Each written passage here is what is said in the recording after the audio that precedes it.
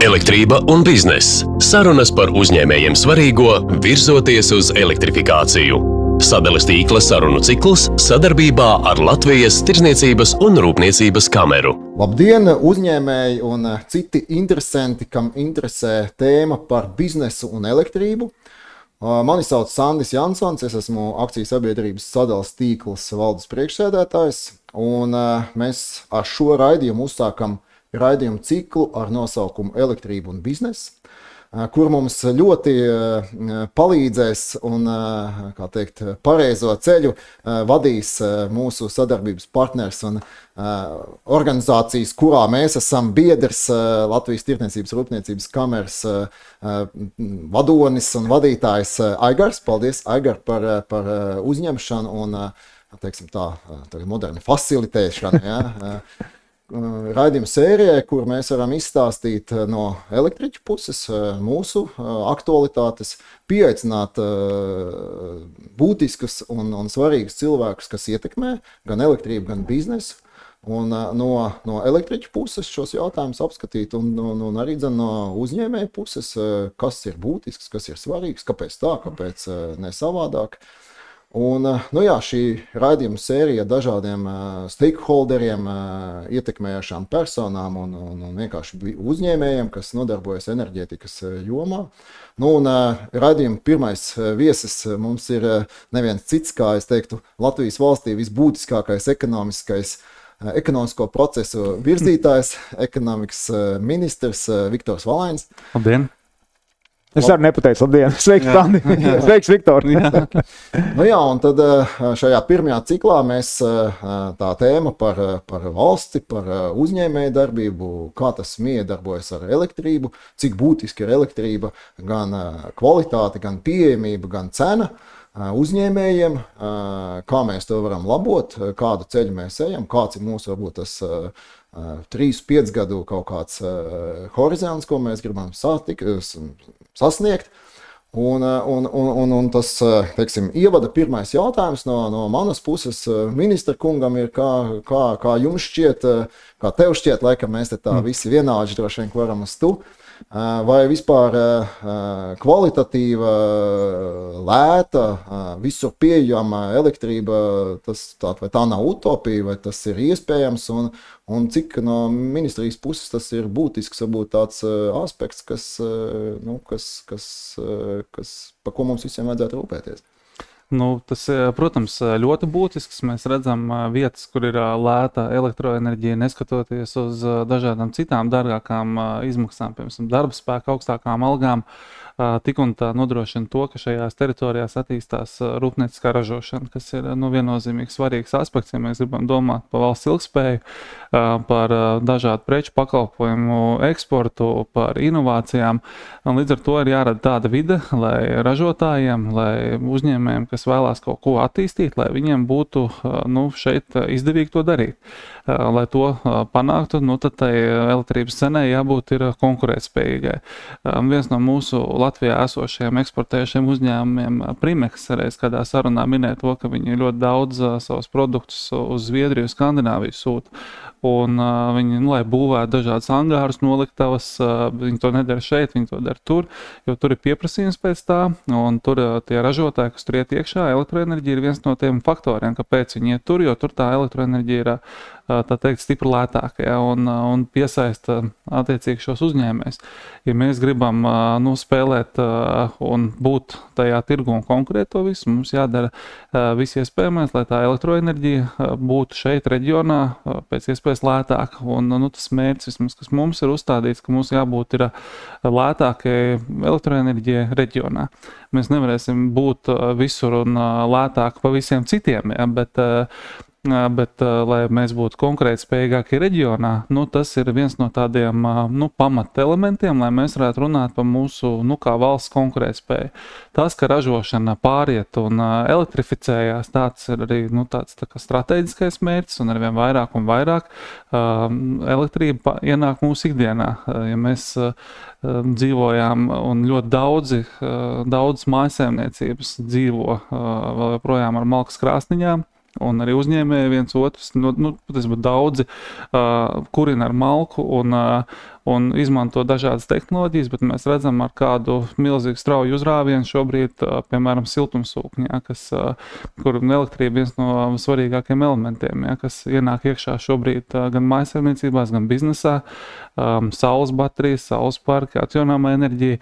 Tas viss nāk iekšā, un tas viss nes līdz uzreiz citas tehnoloģijas, citu domāšanu un citu to konkurētspēju kaut kādā savā jomā. Tā kā, protams, tam visam ir milzīga nozīme, un tāpēc arī mēs no savas puses, cits starpā, kad mēs rakstījām Latvijas ekonomikas attīstības plānu, ko mēs iedavām debatēm Saeimā, un tur vesela sadaļa bija tieši par elektroenerģiju. Tu nevar runāt par produktivitāti, eksportu, ja tu nerunā par elektroenerģiju. Elektroenerģija, visi atjaunojumi, visi šie elementi, tā bija viena no būtiskajām sadaļām šajā dokumentā, kur arī tas īsais kopsavilkums konkurētspējīgākie reģionā. Vismaz Baltija, Polija šajā reģionā mums jābūt savu cenu iekšā.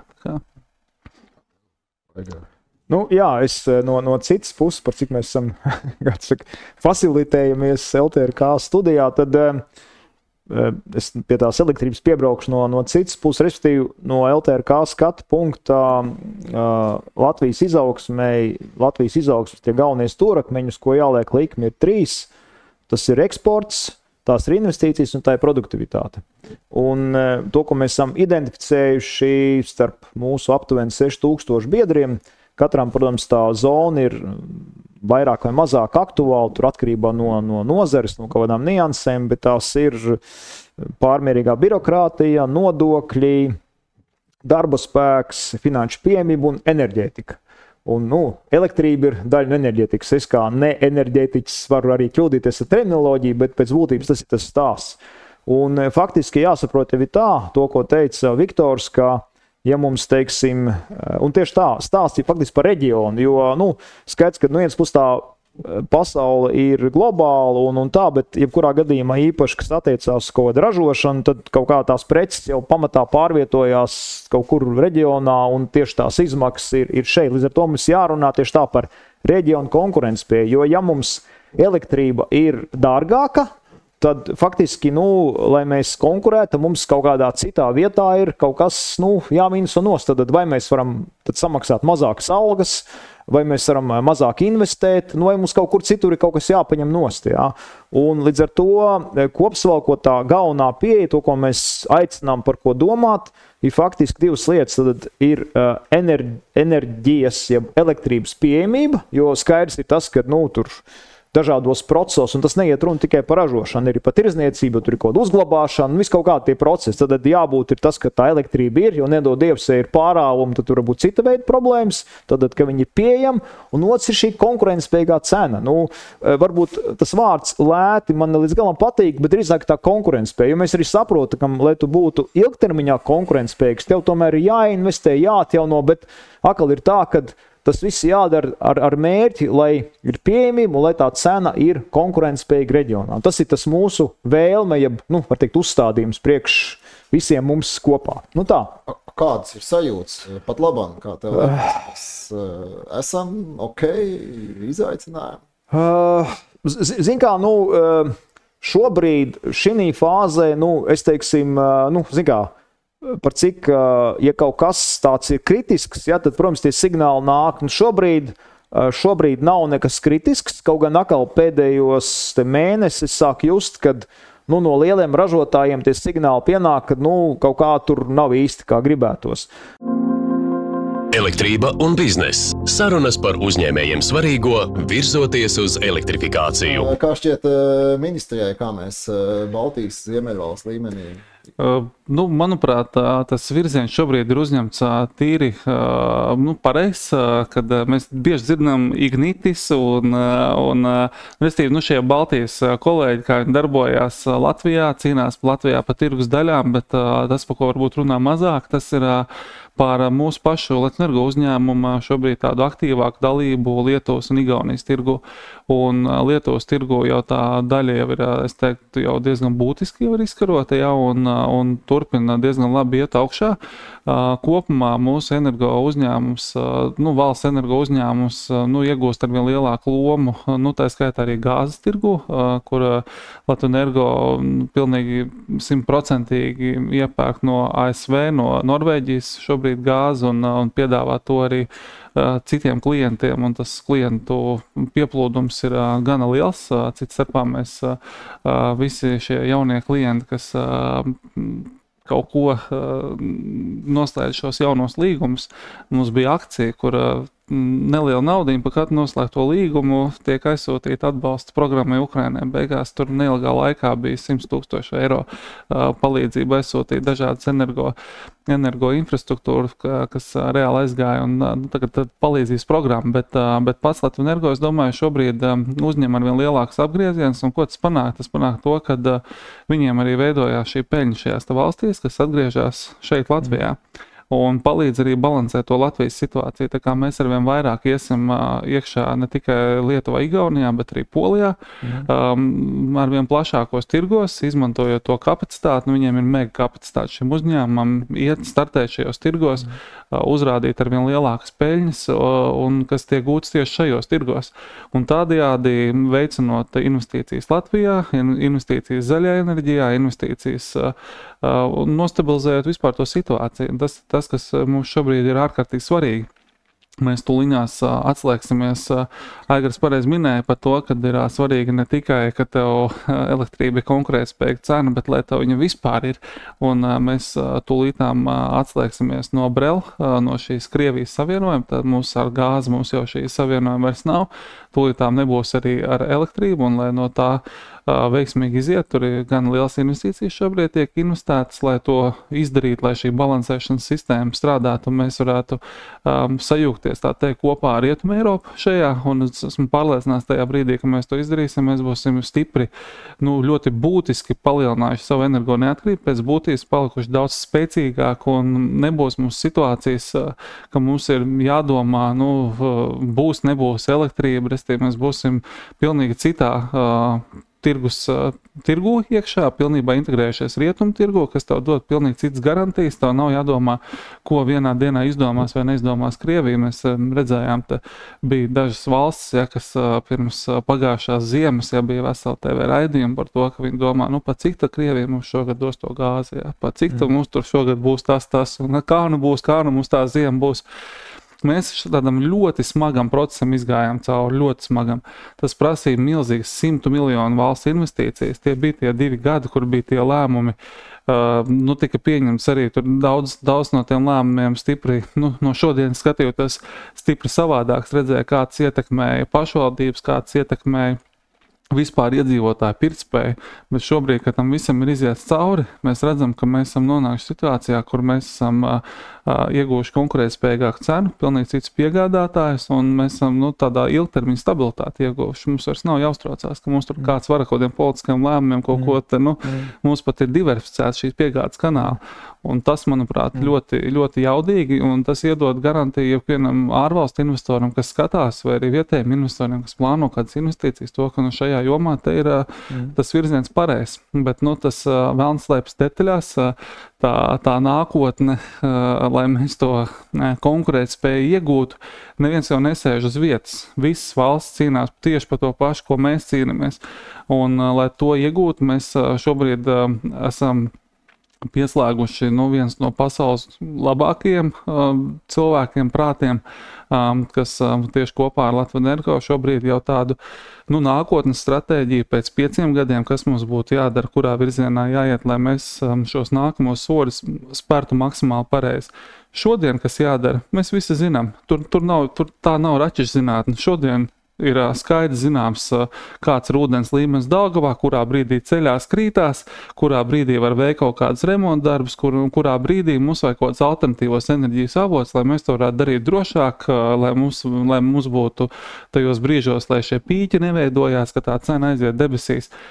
Tas viss ir zināms, ko darīt šodien. Un tur ir tā virkne neizpildīto mājas darbi. Vēja parku mums pēdējie vēja parki Latvijā 20 gadu atpakaļ tika uzbūvēti. Tas tā kā prasīto šodien, tā kā mūsdienās, domāju, tik līdz izbrauc no Latvijas ārā, mēs viņus redzam daudz vairāk, tik līdz izbraucam Latvijā, tā ir klāja lauka, tā kā, šī lietiņa ir jāpamaina.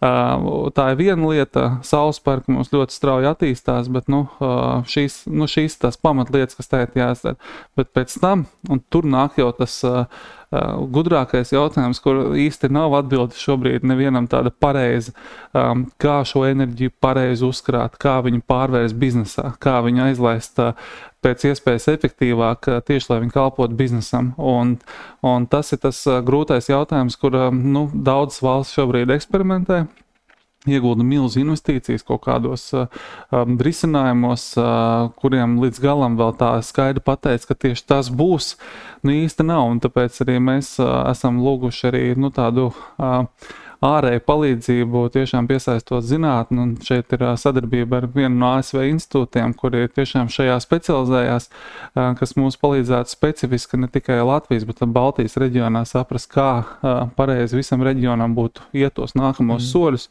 kas būs pēc tam, kad mēs jau tie vēja parki būs, saule būs, viss būs, tad mēs jau, un tad, kad būs tā ražošana jātīst, lai tas būtu maksimāli efektīvi, pa baterijām, visdažādākie tie posmi tālāk aiziet, tā kā darbs te ir daudz. Jā, es gribēju vēl papildināt to manu iepriekš teikto, lai nebūtu tā, ka visi slikti, es savukārt gribu šeit uzlielīt sadals tiekas to vienu panākumu, ko mēs izdarījām, faktiski pēc arī īpaši tava Sanda, kā saka, aktivitātes bija, ka mēs izbalansējām šīs sadals izmaksas, jo faktiski līdz tam iepriekšējiem periodam, Lebaldos līdz iepriekšējiem gadam bija tā, ka faktiski bizness piefinansēja mājsaimniecības, un tas varbūt bija politiski nepopulārs lēmums, bet izdevās to, kā saka, panākt, jo, manuprāt, tā vēl viena lieta tajā tīri domāšanā ir, kad ir svarīgi, ka katra saimniecība, vai tā ir mājsaimniecība uzņēmums pēc būtības, tā kā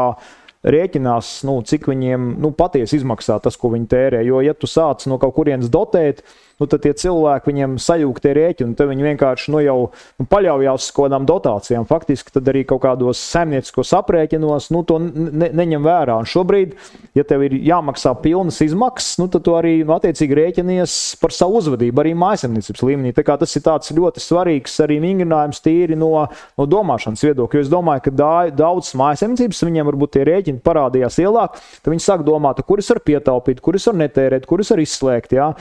Jo tas ir tā viena tēma, nebūtu, ka viss slikti, jo ir arī labas lietas, kas notiek.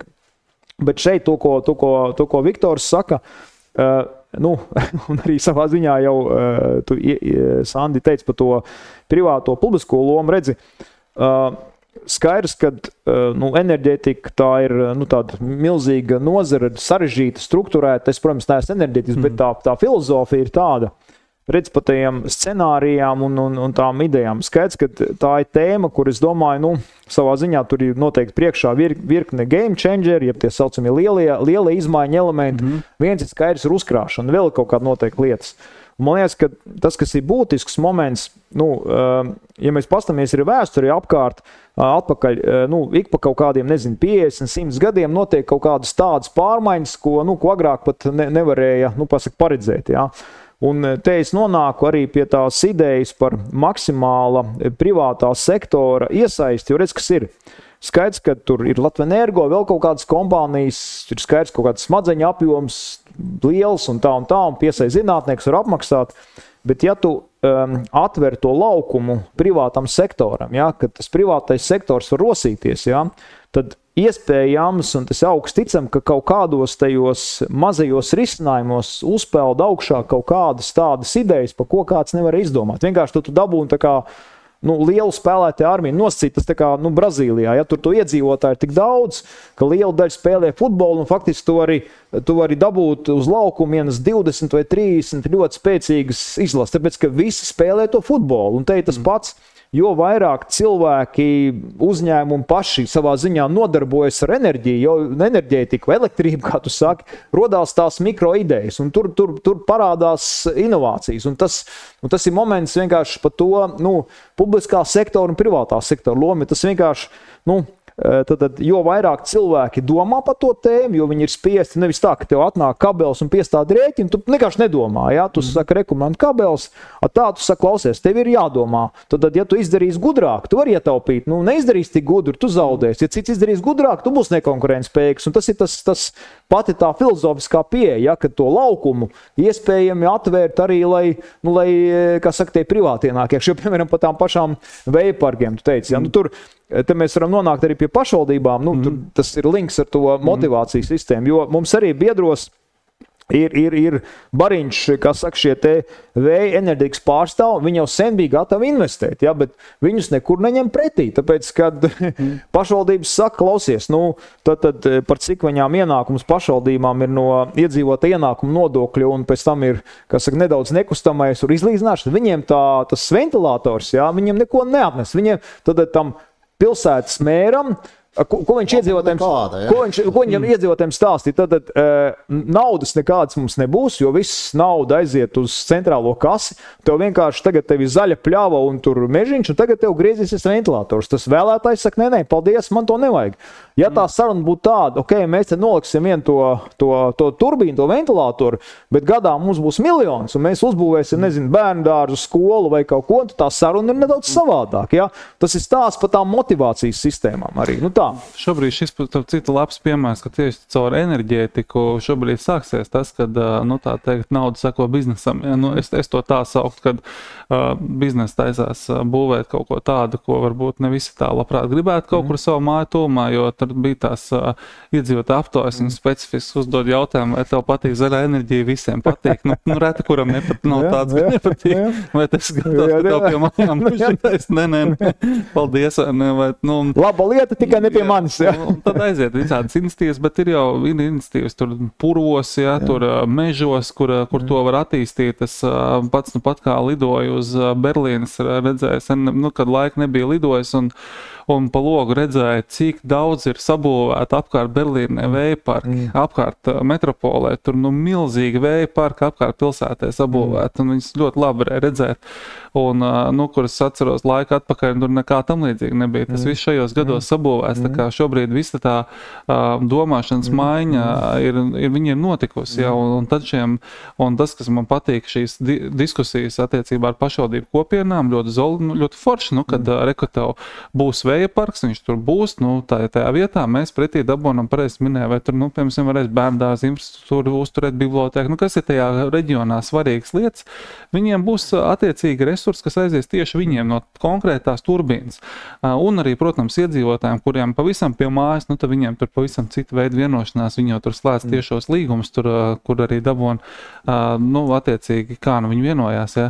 Bet tas, kas tam visam nāk līdz, tā ir tā otra puse, ja, un, piemēram, man arī vakardien bija tikšanās ar ārvalstu investoriem, ja, kas Liepājas pusē taisās, viņi redz, piemēram, ir jūrā vējparks, plānojās ar ļoti lielu energo jaudu, viņi redz, tas ir biznesa potenciāls, viņi saka, mēs labprāt to zaļo enerģiju ņemtu, investētu ūdeņraža tehnoloģijās, tās investīcijas, par ko viņi runā, tas jau šobrīd tās jau iet pāri pa 2 miljardi, kas ir, un pēc tam tāpat dienā man bija tikšanās ar citiem uzņēmējiem, jau tāpatām, kas atkal iet citā virzienā un attīst kaut ko vēl pavisam jaunu, un prieks, ka Latvijā tādu uzņēmēju zinātnieki, kas izdomājuši materiālu tehnisko zinātni pārcelt uz biznesu reāli, un šobrīd sākuši ražot ir aizsargu materiālu, restīvi, tām tehnoloģijām, kur ūdeņraži, kad veido, tad viņiem ļoti augsts korozija, un tām materiāliem liek tāda aizsargslāni. Viņš šo aizsargslāni ir izdomājuši, patentējuši, dabūjuši super efektīvu. Šobrīd jau sāk ražot 500 000 vienību gadā. Viņiem ir pircēji, visi lielākie pasaules energo uzņēmumi pērk no viņiem šo materiālu. Viņi saka, mums te bišķi pa maz paliek, mēs gribam vairāk, šobrīd viņi 500 000, viņa ambīcija ir tuvākos gados uztaisīt ražotni, kurā 20 miljonu vienību jau ražos. Un tas ir leciens, 50 miljonu investīcija. Tas ir uzņēmums, kas 4 gadi ir, kopš dibināšanas 4 gadi pagājuši. Un tikai šajā ūdeņraža tehnoloģijā, kas attīstās pateicoties šiem vēja parkiem. Ja? Un prieks redzēt, kā tas viss attīstās mūsu acu priekšā, ka arī mūsu zinātnieki kopā ar uzņēmējiem ir atraduši veidu, kā iestartēt arī šādi, tā kā šī apkalpojušā sfērā. Nestoties arī, šeit arī Rīgā, piemēram, šis apkalpojušais, kur šo vēja parku ražošana varētu notikties. Ja? Tur arī tikai infrastruktūras izbūvē vien tur ap 100 miljonu skatās, nestoties to, ka tur iekārts vispārējais parādīsies, kas ir ļoti liels augsts investīcijas, kas iet būve, apkalpošana, ražošana tālāk, kas ir ap to visu saistīts. Un, protams, ja mums izdodās izkarot to, ka tās lietas notiek šeit, tad mūsu ekonomikai tas viennozīmīgi nāk pa labi. Bet lai nebūtu, ka mēs runājam, kā turēt bildes no savas puses. Man 3 labas lietas ienāca, 3 lietas, vienmēr labas lietas, un viens jautājums. Ja. Pirmā labā lieta par drošību. Skatītāji nākošajā raidījumā mums viesis būs Rolands Cirklis no augstspējīguma tīkliem. Tā kā mēs kopīgi varēsim viņam šos jautājumus tādā padziļinātā sfērā uzprasīt, kā tad tas atslēgšanās un brēles mūs ietekmēs, neietekmēs. Tā kā droši vien uzzināsim visi, kas mūs sagaida. Otrā lieta ir par šiem vēja parkiem un sabiedrību. Ja, klimata enerģētikas ministrija pat labāk, es nezinu to status, cik tālu viņi tikuši, bet ir likums, kur tai mājsaimniecībai būs labums. Reāls labums no tā turbīna, ne tikai tāds psiholoģisks, bet arī finansiāls. Tā kā tur notiek darbs, lai man tā kā tas katrs apgrieziens tomēr kaut kā nedaudz sildītu ne tikai sirdi, bet arī maciņu. Par valsts kapitāla sabiedrībām un privātiem biznesiem droši vien, ka stāsts ir ilgtermiņā. Mēs zinām, akcionāru vēlmi ir nopelnīt šodien, rīt. Ir arī termiņš exit stratēģija, ja, un mums ir dažādi piemēri pa valstīm, kā sadalās tīkli ir nolaisti, pat nenolaisti, izkašoti, teiksim tā. Ja. Jo kāpēc man kā akcionāram, kam man ir 5 gadu termiņš vai fondam, ja, 5 gadu termiņu fondam, investēt 10, 15, 20 gadu projektos? Es vienkārši viņu 5 gadus izkašoju, uzzēnu EBITDA augšā, kaut kādā ārpakalpojumu un pārdomu nākošiem loham. Jā, bet šitas, Sandi, ir jautājums patiesībā, ko mēs arī cilājam, tas ir jautājums, kāds ir, Latvenergo, kāda ir tā loma? Tas ir peļņas uzņēmums vai viņam ir kaut kāda papildus loma? Tīkli ir peļņas, jo izjot no tā nolēmuma akcionāri uzreiz mainās kaut kāda pozicionēšanās, jo tas ir pilnīgi, un tas ir viens no jautājumiem, un tas ir stāsts patiesībā par, tā skaitā, to, ko mēs kā uzņēmēji komuni sagaidām, enerģetikas stratēģiju. Izjot no tās stratēģijas, tad tu saproti, kur tas kuģis iet, un tad tu vari vienkārši kaut kā saprast, kur tas viss virzās. Jā. Un vēl viena lieta, redzi, stāsts ir vēl kāds, ja, kāpēc tagad runāju par to privāto sektoru. Redzi, privātais sektors skaidrs, ka tas ir normāli, privātā sektora galvenais mērķis nopelnīt. Tad risks tu vari zaudēt, tā un tā. Un redzi, jautājums ir tāds. Ja kopumā ņemot, tā valsts pieeja tāda, mēs izveidojam spēles laukumu, jebkurā tēmā, tā skaitā elektrībā, kā saka, iespēja robežās, tad tie privātie cīnās, investē, kāds vinnē, kāds zaudē, jo tas galvenais uzdevums ir, lai tā elektrība ir un lai tā cena ir konkurentspējīga. Savukārt, ja to dara pati valsts, tad vienmēr tas jautājums ir, ja izdodās labi, forši visi aplaudē, bet tu tur kaut ko tur sataisi šmuci vai tur zaudē, tad mēs par to visu maksājam. Vienkārši tā privātā sektora iesaist, viņa arī ir tāda risku diversifikācija, jo tad tie zaudētāji ir citi. Tas tādā ziņā valsti neskar. Ja? Kāds zaudē, ko darīt? Tas ir biznes. Tādā ziņā tas arī vēl viens ir elements, zīmējot to lielo bildi. Man bija jautājums arī beigās par elektrifikāciju. Viktor pieminēja, ka tā elektrifikācija tā kā nāk virsū, skaidrs ir vispār. Viss zaļais stāsts beigās ir elektrība. Viss, kas griežās, kas spīd, kaut ko sildu, viņš beigās reducējas uz elektrību. Kāda ir ministrijā būt tāda vīzija par šo elektrifikāciju? Varbūt ir kaut kas jau tāds, kas tev kā uzņēmējam būs laba lieta vai atbalsts vai kaut kas tāds? Man pirmkārt, tas, ka tam Latvenergo jābūt, kā valsts energo uzņēmumam kopā ar visām institūcijām, kas to saistīti, ir jābūt tam, kas ir tas balans un drošības garantītājs, tas, ka tā elektrība būs, un tas mērķis, es jau minēju, ļoti vienkārši konkurētspējīgākā reģionā, un viņam tas jānodrošina, un kādā veidā, un tad tie veidi dažādi. Pirmkārt, tu nedrīkst sēdēt šeit Latvijā, tev ir jāizplešās plašāk reģionā, lai tu vari pumpēt tos savus muskuļus. Tas, ko mēs redzam pretējā gadījumā, citi nāk tavā mājā iekšā, ja? Un tad, ja tavs valsts uzņēmums paliek vājš, tad citi var sākt spēlēt, diktēt šos noteikumus, un tu jau kļūst atkarīgs, ja? Un tas jau vairs nav labi, tā kā.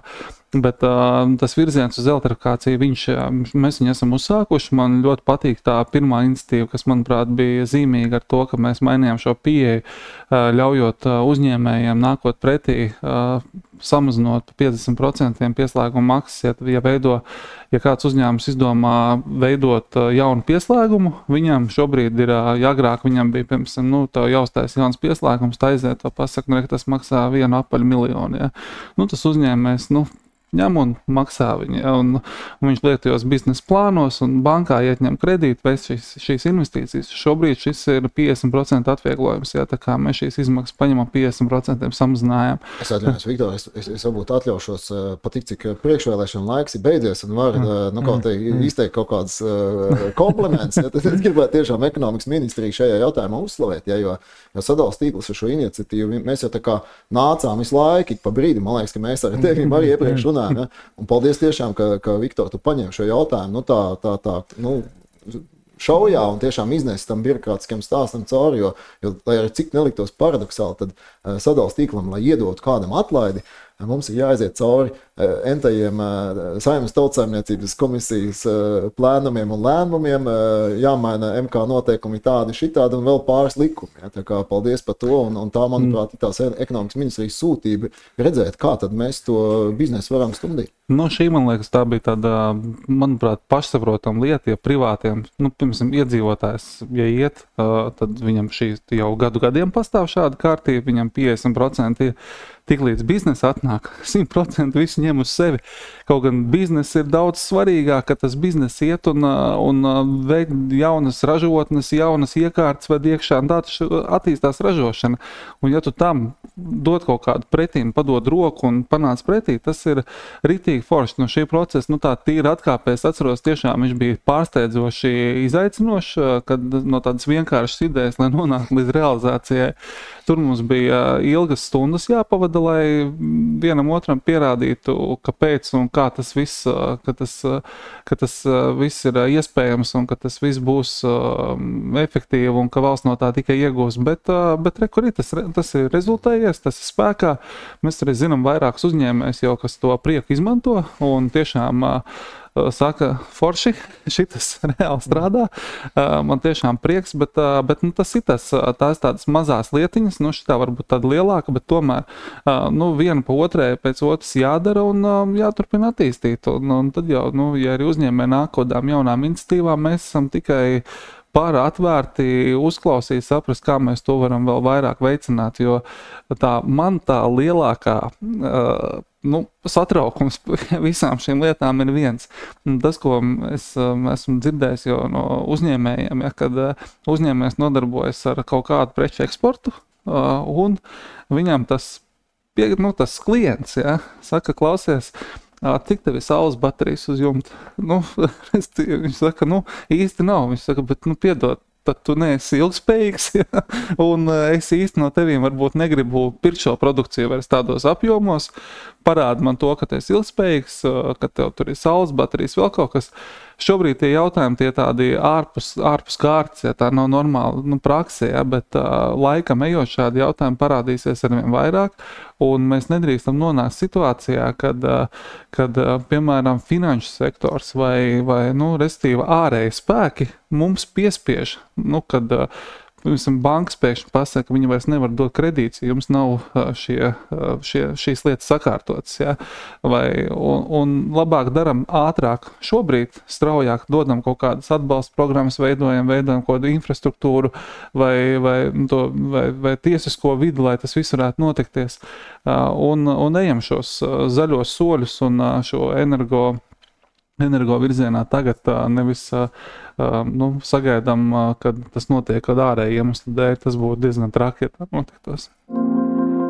Elektrība un bizness. Sarunas par uzņēmējiem svarīgo, virzoties uz elektrifikāciju. Agar, tu savu laiku stāstīji man par to turības malkas katlamāju un tā tālāk.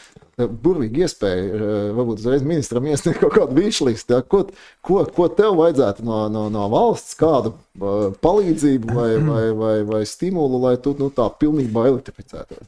Nē, zin kā, man tās višlistas nav saistīts ar elektrību, jā, to jau Viktors zina. Man višlista ir par taisnīgu konkurences manā nozarē, ja, jo mēs un te skaitā es kā nodokļu maksātājs un ar jūs uzdāvinam 300-400 miljonus gadā publiskajām augstskolām, privātie, kā saka, neko nesaņem, vai tu tam, ka neko, bet privātu augstskolu absolventiem gal beigās ir darba tirgu lielāki ienākumi, bet ja runā redzi par višlistēm un tad to domāšanu, es esmu pārliecināts, ka, un es lūdzu arī īsumā to savu piemēru pastāstīšu tos agrajos 90. kad viss šīs tur saules paneļi vai vēl kaut kādas lietas, viņas rastos straujāk, ja tur tā matemātika ir apakšā, ja, jo faktiski, kamēr tas ir tāds, forši, kad ir, jā, vai tas vēl jāpiemaksā, tad tas cilvēks, viņš kaut kā tā skeptiski, jā, bet ja viņš tikko ierauga, uzlikšu tur paneļus un ietaupīšu tur, nezinu, atkarībā no izmēra 1000, 10 vai 100, ir pilnīgi cits stāsts, jo tad, kad mēs 1993. gadā nodibinājām turību, tur bija ogles, kurināja ar oglēm. Un man nebija naudas vienkārši tajā laikā, ja, un es tur ar savu tā laika partneri sadarēju uz tādu lielu konjaku pudeli, kad nākamo ziemu mēs to maču izvilksim ar malku. Vienkārši nebija naudas. Mēs to maču izvilkām, un es tagad varu pateikt, pēc tiem nepilniem 30 gadiem, mums tur pēc tam gāzi piedāvāja un visu kaut ko, un tur gribēju, es esmu ietaupījis pa šiem 30 gadiem kaut kādas 500-700 tūkstoši, ja, uz malku. Bet patiesībā mēs tieši šovasar, mēs esam izrēķinājuši visus modeļus, mēs pārējām uz granulām. Tur ir sava argumentācija, ja, bet attiecībā pa saules paneļiem man arī saules paneļi ir, ja, un mēs šodien pārunājām, mēs tur arī viņus kaut kādos 3 gados būsim atpelnījuši. Tā kā tas, ko es gribu pateikt, vislabāk ekonomikā strādā tieši materiāla stimuli. Tieši tā, money talks, ja kā tu saki, nedaudz kabatā. Jā. Bet kā tās tehnoloģijas jau arī attīstās? Mēs šobrīd atceros, bija savulaik baterijas, tur, kurām deva garantijas, nezinu, tur 2-5 gadi. Ja?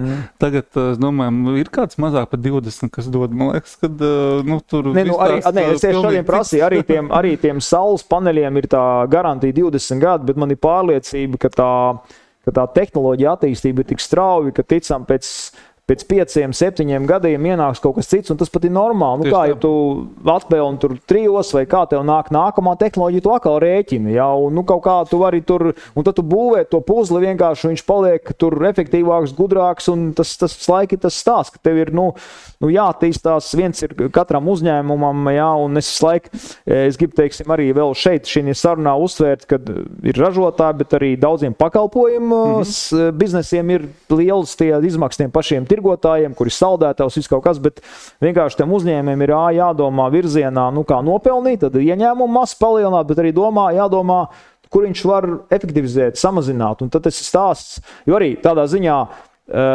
par šo te krīzi, kas bija to elektrību, es zinu, ka man arī turībā un arī citur, vienkārši tu izmainīji kultūru, ja, tad tu vienkārši lieki kaut ko taisnība, ja, kā saka, ir kaut kāda disciplīna, tu lieki slēdžus, tur kaut kāda automātika, tev mainās tā domāšana, ja, ka tu maksā visu laiku, ja, tad tu rēķini, ja tu uzliec kaut kādus slēdžus, kur automātiski vai kaut ko samazini, tev vienkārši mainās tā domāšana, tā ir savā ziņā arī tā kas saka, zaļā domāšana, ja, ka tu vienkārši netērē tur, kur nevajag tērēt. Ja? Un tas viss ir komplekss jautājums. Ja? Jā, tā elektrība arī viņa, kaut kādā ziņā viņa bija laiks, kad viņa bija vispār ļoti, ļoti lēta, un cilvēkiem vispār negribējās pat domāt par to, ka tur šobrīd tā situācija mainās.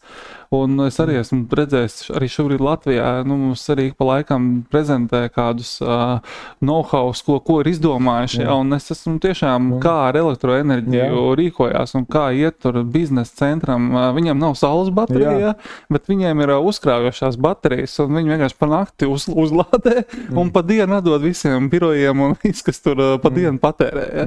Pa nakti, kamēr lēti viņi uzlādējās, un bez saules baterijām bez nekā, bet viņiem ir uzkrājošās baterijas. Un arī, redz, un jau šodien Latvijā jau darbojās, un viņi ir izreitinājuši, viņi rāda tās savas diagrammas, kā viņi tur ietaupīja. Un tīrs nekāda atbalsta, nekas tīrs biznesa. Viņi vienkārši biznesa vadīti ietaupa šādu risinājumu ieviešot. Super, un šitādi attīstīsies tehnoloģijas nāk iekšā, mums vienkārši jābūt ir atvērtiem, jāpiemēro, daudz, kas, piemēram, arī šīs uzkrājošās tehnoloģijas, viņas, es nevarētu teikt, ka viņas šobrīd mums visi likumi, MK noteikumi tādā līmenī, lai visi saprastu, kā ar šo lietu strādāt, bet tas ir nākamais, kas nāks līdz tām saules baterijām. Tagad viss tā kā pielāgojās tiem vējam saulē, uzkrājošās tehnoloģijas, tas ir nākamais solis, un šobrīd patiesībā jau mums vairāk šobrīd jāfokusējās to nākamo soli, kas būs pēc tam, lai tad, tajā nākamajā, lai mēs nenoguļam kaut ko. Jā, bet šeit, man liekas, ļoti svarīga lieta pateicis, ka tas, kas ir, tas arī vēstījums publiskam sektoram, kad, skaidrs, ka šobrīd ir kaut kāda situācija X, bet ir jābūt tai publiskā sektora tam domāšanas veidam, kad ir jābūt atvērtam pret jebkuru citu kaut kādu jaunu, vienkārši kaut kādu lietu, kas šobrīd nepastāv. Ja?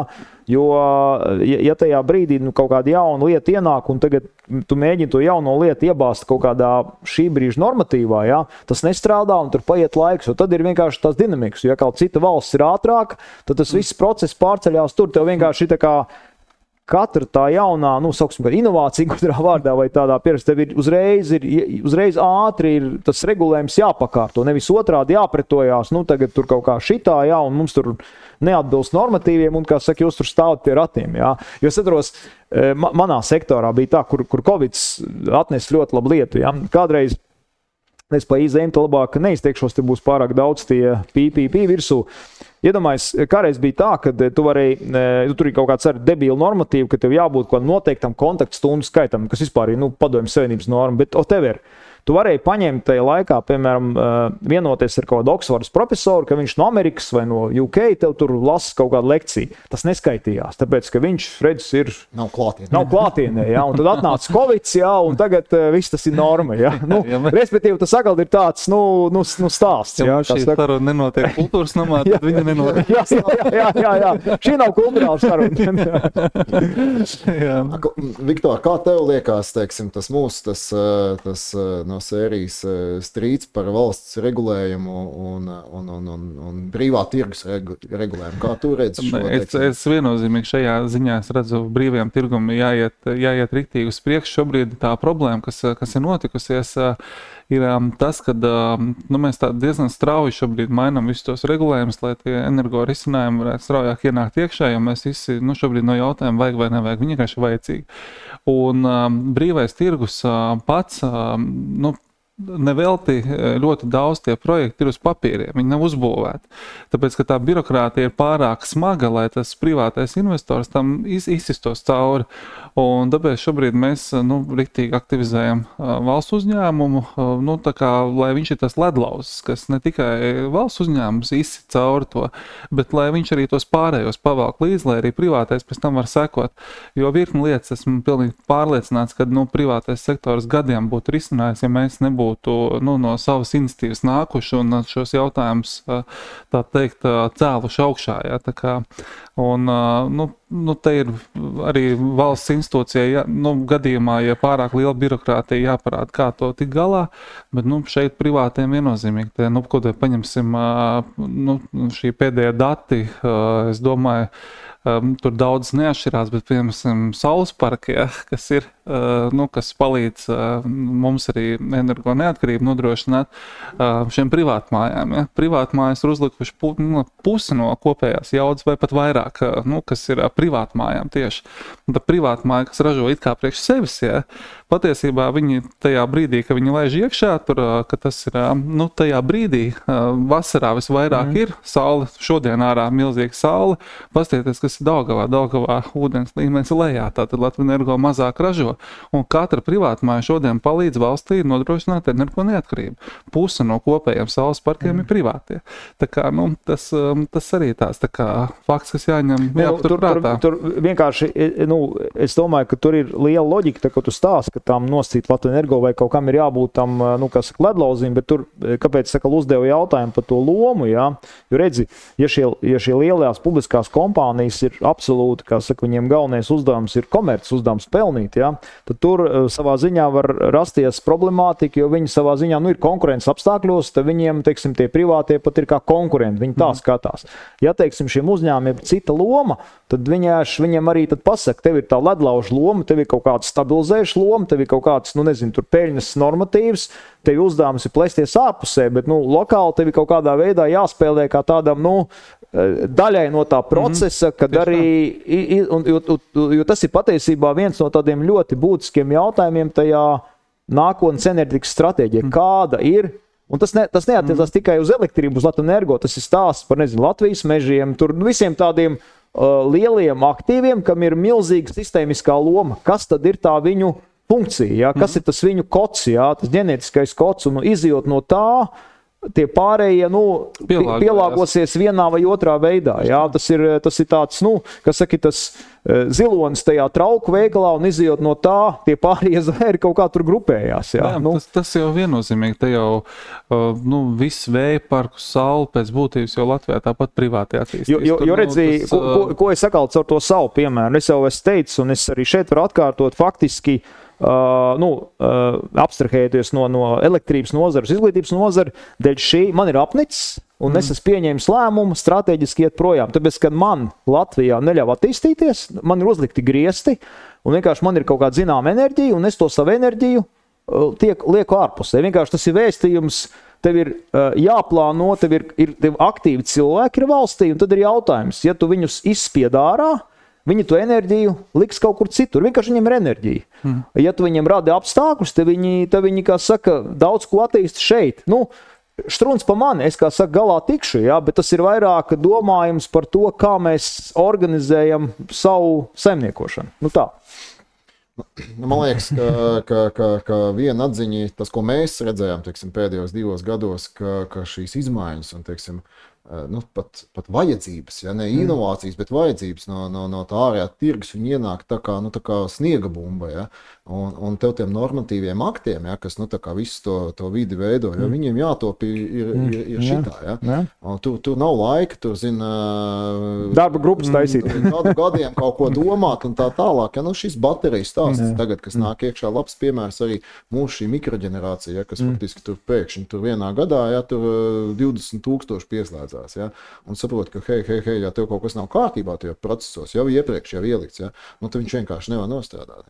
Bet man liekas, ka ekonomikas ministrijai viens no tādiem postulātiem vispār ir cīņa pret birokrātiju un birokrātijas izskaušanu. Ja? Varbūt, sarunas noslēgumā skatītājiem iedot tādas labu sajūtu, ja? Kas ir varbūt tas, kas ir panākts, un varbūt kaut kāda nākotnes tāda iezīmējuma, kur te mums to papīru čupa vai digitālie vai papīri mazināsies.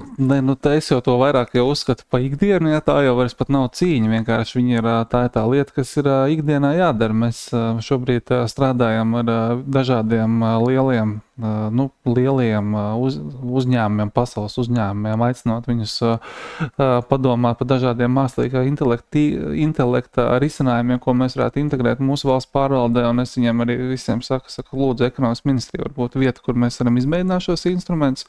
Te es runāju par Meta, Google, tādā līmenī mēs ar šiem sadarbības partneriem, viņiem super risinājumi ir visdažādākajās jomās, bet es mēģinu šobrīd ar viņiem vedu sarunas par to, lai tieši uz valsts pārvaldu pārvalde varbūt ir kaut kas tāds, ko mēs varētu, lai valsts pārvalde iedomāties. Mēs tēt, Aigars minēja jautājumu par to, kad uzdod jautājumu atbild mēnesī. Nu, mēs šobrīd esam ar likuma regulējumu, ka varētu arī panākt to, kad atbildēs nedēļā, ja?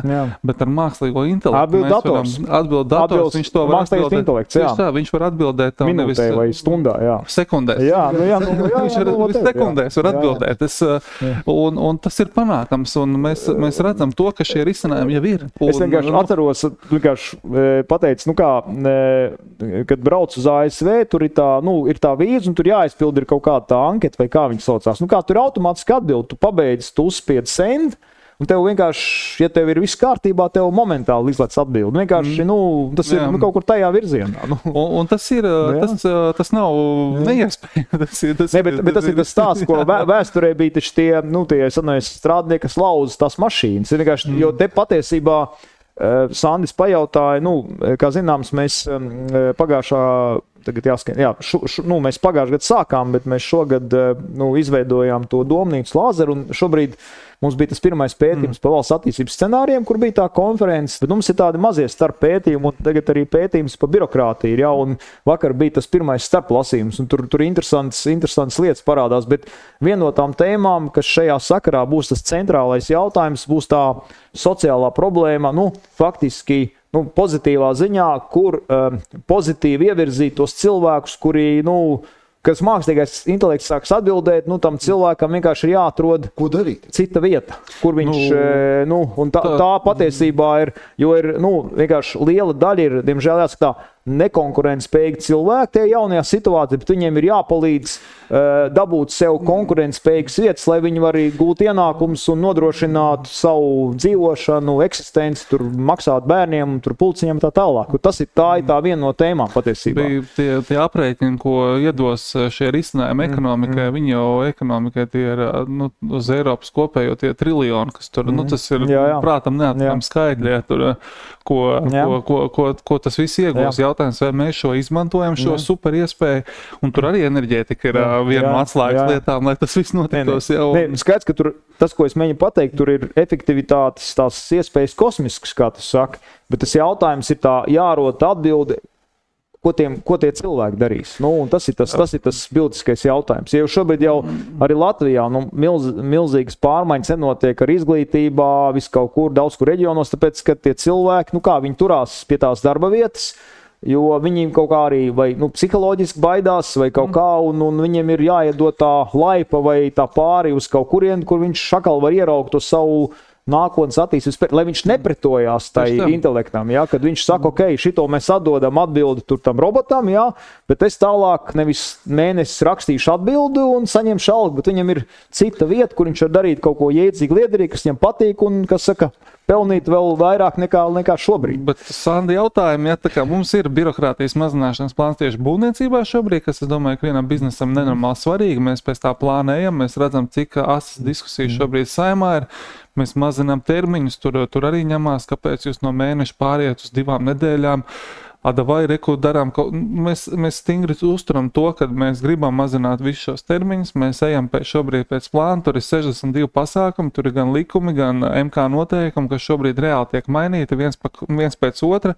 Mums kāds gads paies, kamēr mēs visu izmainīsim, bet jau šobrīd, es domāju, cilvēki jau šajā vasarā sāks just vienā otrā lietā, kad kaut kas notiek ātrāk. Tā kā tas ir ok, tas process ir iesāks, viņš iet, viņam ir cilvēks par to atbild, viņi sako tam līdz, mēs tur kaut kādas politiskās cīņas vēl veicam, kur kaut kas ir nepieciešams, bet mēs pēc tā plāna turamies.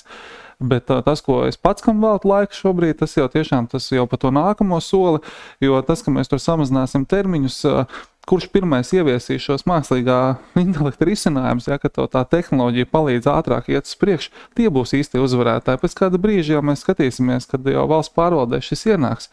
Un ja mums mēs kā neliela valsts salīdzinoši, tur Vācija, Francija, varam pat paši uzģenerēt, paši ieviest un pēc tam tirgot šos risinājumus, jo tur jau tas, ko mums bija ar vienu uzņēmumu Latvijas par šiem IT risinājumiem, viņi satiksmes organizētību ieviesuši un tur visu kaut kur notestējuši, Latvijā dažās pilsētās ieviesuši, un pēc tam mēs viņam kopā bijām Štutgartē, kur jau pilnīgi cita līmeņa pilsētā, un viņi jau skatās visu Vāciju, un tur jau viss viss tas viņiem jau šobrīd 100 darbinieki, ja viņi saka, nu, ja šis sanāks, nu, tad te būs kaut kur ap 200 jau, ja tur vēl ies tālāk, tur, nu, būs, nu, un tas ir tas, kur jāiet, tā kā, nu, tas baigais potenciāls. Es domāju, mums jau ir ļoti daudz labu piemēru. Kaut vai tas pats CSDD.